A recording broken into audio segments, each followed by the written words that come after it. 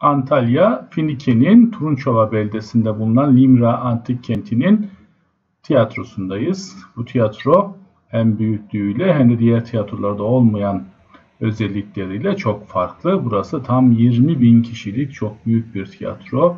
Ki Limra'da çok büyük bir şehirdi ve Likya'da 3 oy hakkına sahip olan nadir kentlerden birisi. Uzun süredir Likya Birliği'nin başkentliğini yapmıştı.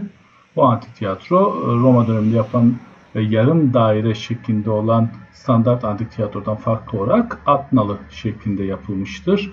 Yani derinliği çok daha fazladır. Büyük kısmı dolmuş da olsa şu anda görünen bölümleri ihtişamını tamamen gösteriyor. Restorasyona biraz toparlanması halinde etkinlikler için dahi kullanılabilecek bir halde. Hemen Turunçova yolunun kenarında ve yolun alt tarafında da Limra'nın diğer yapıları, şehrin diğer ana yapıları bulunuyor. Bu bölgeye gelirseniz Antik Kent'le beraber burayı da mutlaka gezmenizi size şiddetle tavsiye ediyorum.